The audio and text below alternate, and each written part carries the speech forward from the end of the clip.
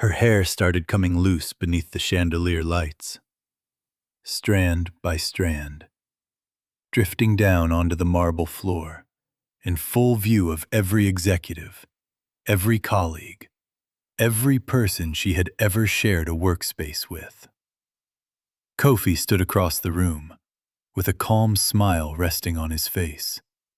His mother lifted her glass. The woman beside him, the one wearing her exact fragrance, laughed without restraint. Nobody moved. Nobody spoke. Nobody reached out a hand. The entire room simply watched. Then slowly, deliberately, she raised her head and smiled. Not the smile of someone falling apart. Not the nervous reflex of someone trying to hold it together. This was the smile of a woman who knew something the entire room did not.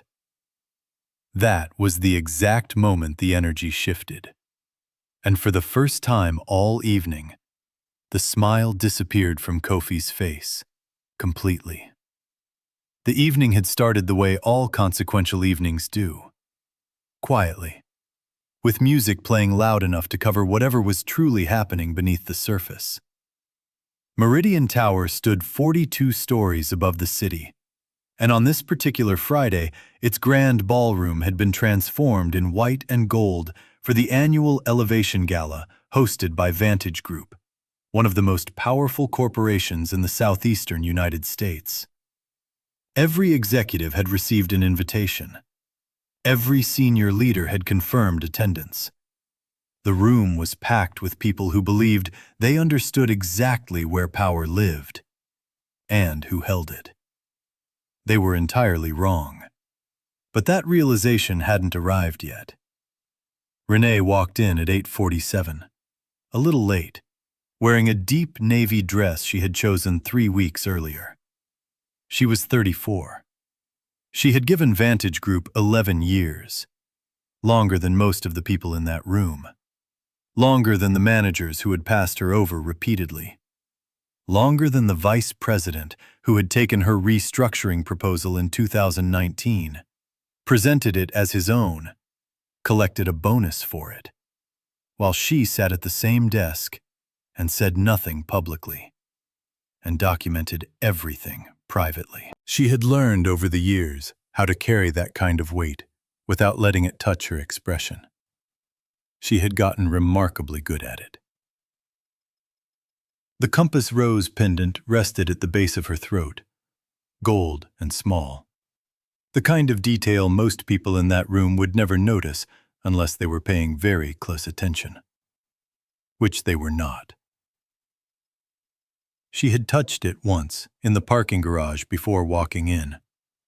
The quiet ritual she always followed when she needed to center herself. The one her father had taught her. Her fingers found it automatically, the way fingers always find things that have always been there. Kofi was already inside. She spotted him before he noticed her, standing near the far wall with bourbon in hand, head tilted back in laughter at something the woman beside him had said. His body language radiated total comfort, the ease of a man who felt completely at home. The woman was Tiffany. She worked 2 floors below him at a consulting firm contracted with Vantage. She was dressed in something dark and tailored that fit well and cost more than it probably should have. She was wearing a fragrance Renee recognized instantly. Not because it was common, but because it was hers, from the bottle sitting on the dresser, in the bedroom of the home she shared with Kofi. A bottle she hadn't finished, and hadn't until this exact moment realized was being used by someone else. She registered the detail and filed it the way she filed everything, quietly, without reaction, adding it to the careful record she had been keeping for months. She noticed Lorraine nearby in a cream blazer, holding champagne, wearing the satisfied expression of a woman who felt entitled to every inch of space she occupied. Lorraine had never once made Renee feel welcome in their family. She had done it so consistently and with such practiced subtlety that it had taken years to name it. But Renee had eventually learned she moved through the crowd with the ease of someone who had attended hundreds of these events. Smiling at colleagues, nodding at familiar faces from conference rooms and quarterly reviews, accepting sparkling water from a passing server. She was composed. She was present. She was carrying more than anyone in that room could have guessed. And she had decided months ago to carry it without performance, until the exact right moment arrived to set it down. She didn't know, or hadn't allowed herself to think about, what Kofi had done that morning while she was in the shower. Something he and Tiffany had been coordinating through texts and calls for 2 weeks. He had switched her shampoo, replaced the bottle she used every morning, the one she had trusted for 11 months without a second thought, with a product he had ordered online and carefully transferred into her familiar container. Close enough in scent that she wouldn't notice until it was already working. A concentrated hair dissolution formula designed to break down hair at the root level in under 10 minutes. He had told himself repeatedly it was just a prank, just a joke, a brief embarrassment, nothing permanent. He kept repeating those words while avoiding the deeper question beneath them, which was simply, what kind of person does this to the person they committed their life to? And what does that willingness reveal about who they have become? That question grew too uncomfortable, so he let it go and laughed about the plan with Tiffany instead, finding in that shared laughter something that felt like closeness. Tiffany said it would be perfect. Lorraine had been informed the way Kofi always communicated difficult intentions to his mother. Not directly, but through suggestion and the careful omission of details that would have required objection. She understood. She smiled. She asked no questions. That was how it had always worked between them. So when Renee, standing near the center of the ballroom, felt something wrong on her scalp, something between an itch and a warmth that was neither and both, when her hand went to her hair and came away with more than it should have, none of them looked away. Kofi watched with his bourbon. His mother made a subtle gesture with her glass. Tiffany pressed fingers to her lips, but couldn't quite hide what was underneath. The room noticed. These things move through a crowd in seconds. A cluster of redirected eyes, a shift in collective attention, the instinct that recognizes something is wrong before the mind finishes processing what it is. Someone knew the appetizers, leaned toward the person beside them. A woman in red stopped mid-sentence. A senior manager from finance looked at the floor, then the ceiling, then anywhere except at Renee. The way people do when witnessing something that should be stopped by someone who isn't them. Nobody moved. Nobody helped. These were professionals who had built careers in institutions that valued the management of perception above almost everything else. The institutional instinct was to observe, assess, and wait for resolution before committing to any position. So they watched, with a mixture of discomfort, fascination, and the quiet awareness of people who know they should respond differently and choose not to. Then she looked up and smiled. Not the smile of someone who had been undone. Not the desperate performance of dignity by a person barely holding on. something far older and steadier. The smile of a woman who had known something for a very long time, who had been carrying it carefully through every slight and every betrayal and every morning across the table from a husband she no longer recognized, and who had simply been waiting for the right room to finally let it breathe. Kofi saw it land across the ballroom and didn't know what to do with it. The bourbon stopped halfway to his lips. For the first time that night, he stopped smiling. To understand Renee, you had to go further back than the corner office and the navy dress in Meridian Tower. Back to Atlanta. Back to a small house on Briar Creek Road, where the kitchen light stayed on late, and a man named Walter sat at the table reading his paper while his daughter did homework across from him. Walter Caldwell was not a loud man. He had grown up understanding something he never said explicitly, but that Renee absorbed from the texture of living beside him. That certain men, black men in particular, had learned across generations that the safest way to build something real was to build it without an audience.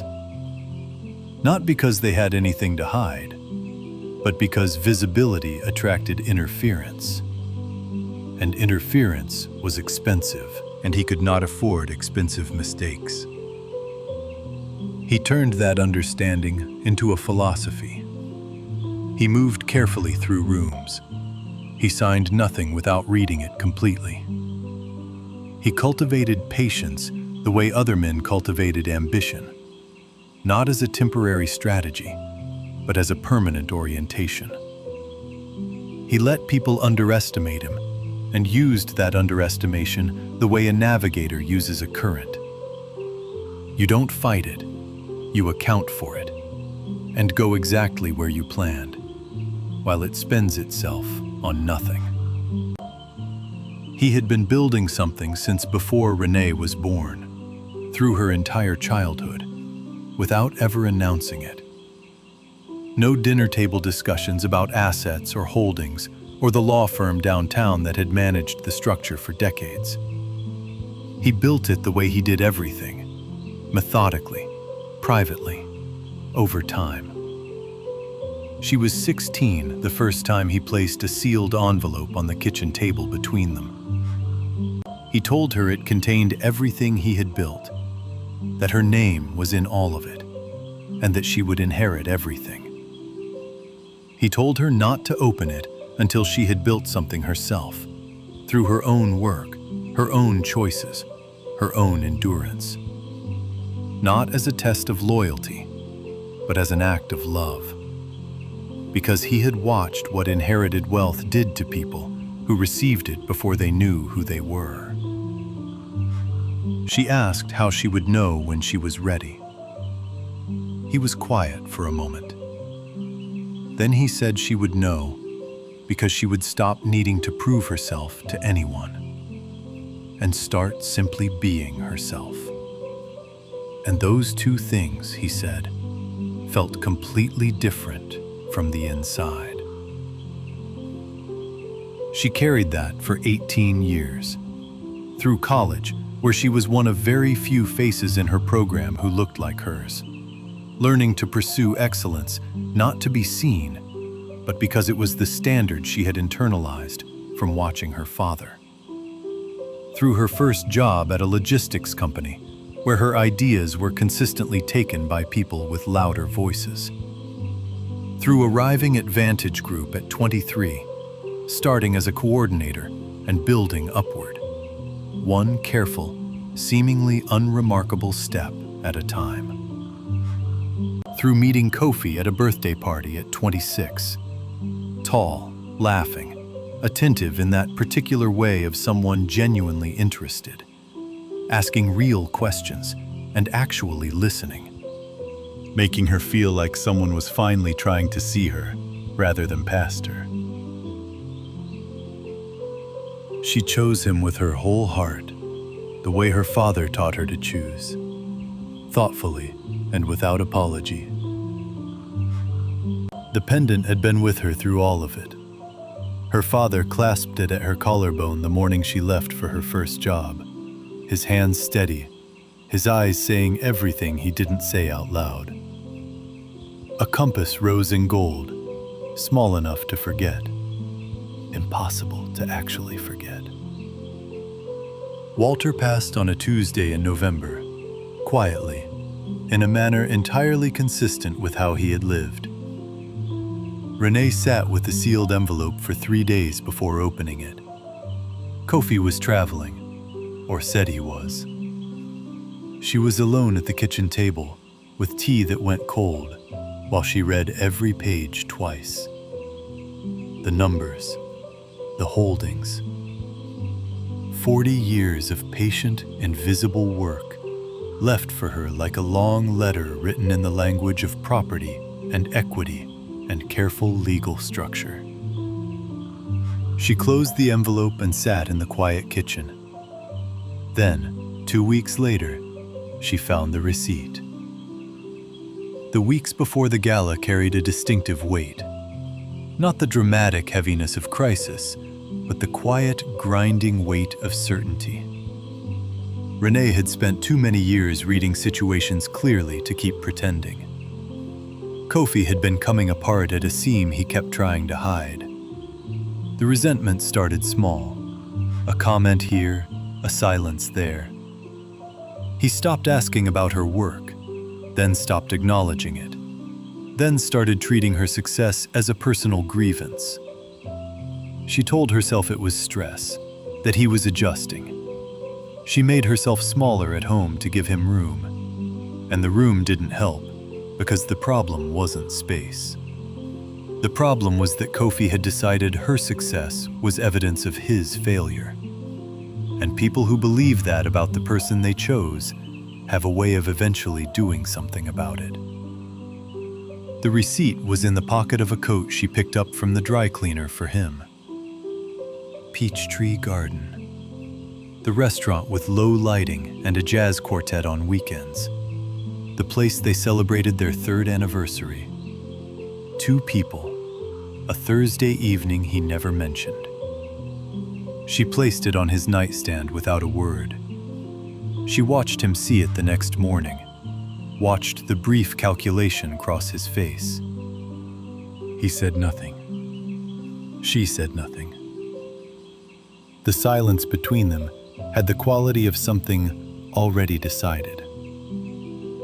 She understood then, with months of building clarity, that the marriage was finished. Not because of the affair alone, because people made terrible choices and sometimes came back, but because of what it revealed beneath itself. Tiffany wasn't comfort. Tiffany was strategic alignment. Kofi had brought someone into the private structure of their marriage and used her to take it apart, piece by piece, with planning and intention and a level of disregard that no honest accounting of their situation could explain away. Lorraine had been part of the broader dynamic longer than the affair itself. The social whispers, the gentle undermining circulating through their family circle for years. Renee is cold. Renee is difficult. Kofi deserves better. Lorraine had been laying groundwork, building a narrative that would make Kofi's choices look like responses to Renee's shortcomings rather than what they actually were. When Tiffany arrived, Lorraine welcomed her without hesitation, offering warmth she had never once offered the woman her son married. Renee sat with all of it, not in paralysis, but in preparation. She called the law firm the morning after finding the receipt, drove to the Midtown offices, and sat across a polished table from Gerald, who had managed her father's estate for 6 years, waiting for her to come forward. He walked her through everything: the holdings, the assets across 4 industries, the value Walter had accumulated through 4 decades of methodical construction.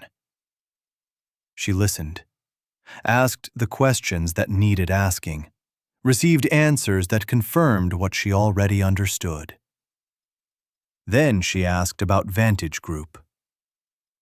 Gerald told her the acquisition was entirely within her capacity, that the ownership structure made it straightforward, and depending on timeline, it could be completed within weeks. She said she wanted it done before the gala. Gerald looked at her for a moment, then said he would begin immediately. The acquisition was finalized on a Thursday morning. By noon, Renee held ownership documents for the company she had worked at for 11 years. The company that had passed her over, credited her ideas to others, and made her prove herself on an endless loop for more than a decade. It belonged to her now, completely, legally, and permanently. She drove home, cooked the same dinner she had cooked 100 Thursdays before, set the table, sat across from Kofi, watched him eat, watched him perform the ordinary evening, watched him be entirely unaware of what had shifted beneath him, while he was busy planning her public undoing. She touched the compass rose once under the table. The direction was clear. The ballroom went quiet, in the way large rooms go quiet when something fundamental shifts. Not with a single sound, but in a spreading stillness that moves through a crowd the way cold moves through water. The music still played, servers still circled, but conversations had fallen silent, and every face was turned toward the woman at the center. Head uncovered, spine straight, wearing an expression no one in that room had a framework for. Kofi had expected the collapse, the hands going to the face, the hurried exit. He had wanted her diminished in public, so he wouldn't have to watch her be whole anymore. But she was not diminished. She was standing there, with her scalp exposed under those chandelier lights. And she looked like a woman who had known exactly what was in that bottle, and had chosen to come to this event anyway. She looked like a woman who had been waiting for exactly this room, and exactly this moment. Then the lights dimmed the way they always did before the formal program. Bernard Cole, the outgoing CEO, made his way to the podium with the measured walk of a man who understood that his presence was itself a form of communication. He thanked the attendees, mentioned the year's results, spoke about transitions being evolutions rather than endings, and said this particular transition was one of the most significant in the company's history. He paused. He looked to his left. He said he wanted to introduce someone most people in this room already knew. Someone who had been in this building, doing this work, longer than many standing here tonight. Someone who, as of yesterday morning, held a title that reflected what she had always actually been. He said her name. Renee walked to the podium. She moved the way her father moved through rooms, without hurry, without performance. Just the fact of a woman moving through space that had always been hers. Her head uncovered, the compass rose catching light at her throat. She reached the microphone and stood there for a moment, not hesitating, but settling, giving the room the chance to be fully still. She thanked Bernard simply and genuinely. Then she turned to the room. She said Vantage Group had a new owner. The acquisition had been finalized yesterday morning. The legal transition was complete. Leadership changes would be communicated in the coming days. She said she was grateful to every person in that building who had worked alongside her, who had done the actual work of building something that mattered, and that she had not forgotten a single one of them. She paused. Her voice didn't change.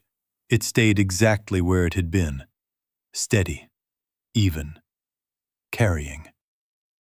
She said she also wanted to acknowledge those who had underestimated her, not with resentment, but with genuine gratitude.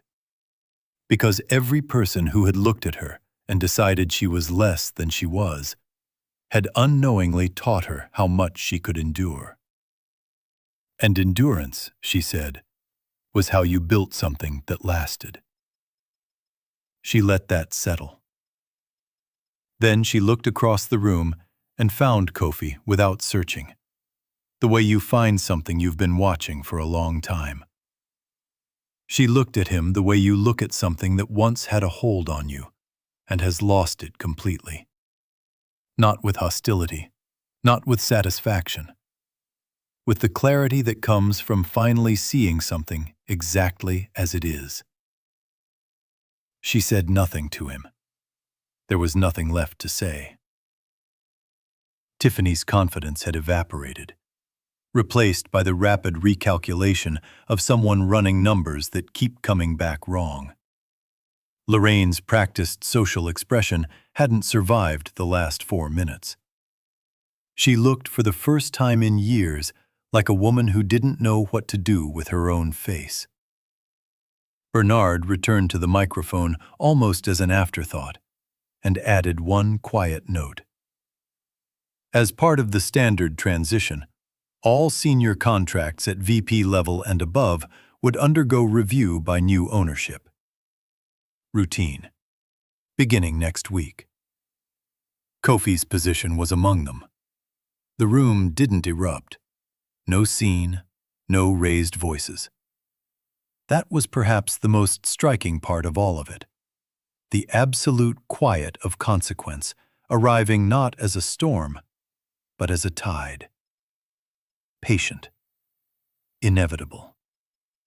Entirely indifferent to anyone's feelings about its arrival. Renee stepped down, accepted water from a server, turned to Bernard and laughed at something he said.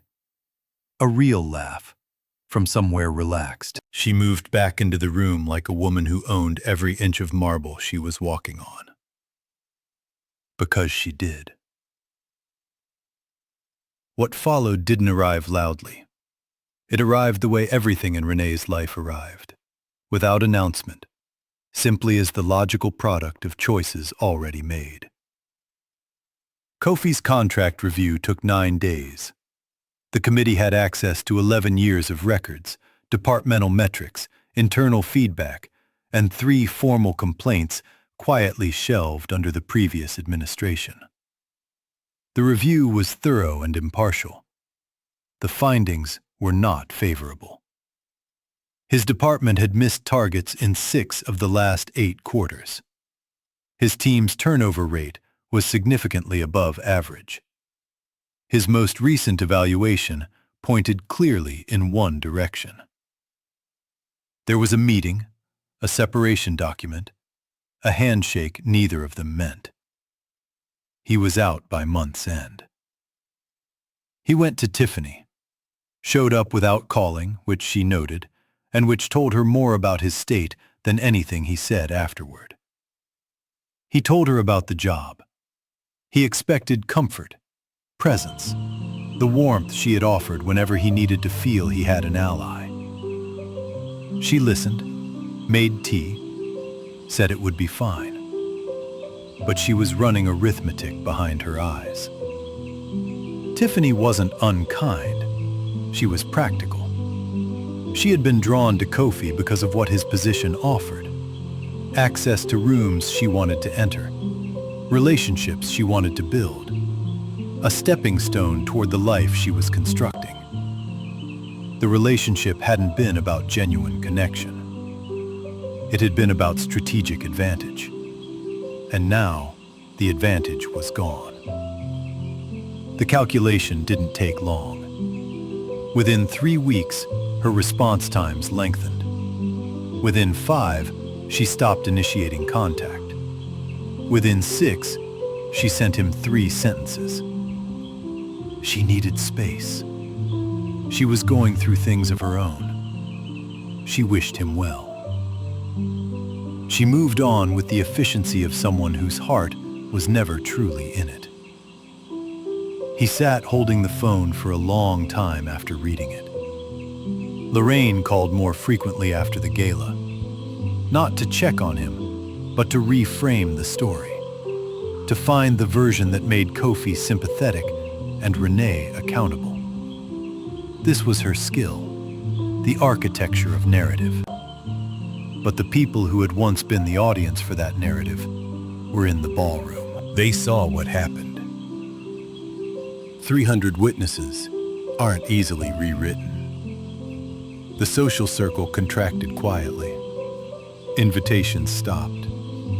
Gatherings that had always included them began happening without them. Not from hostility, which would have been something to engage with, but from simple, devastating absence.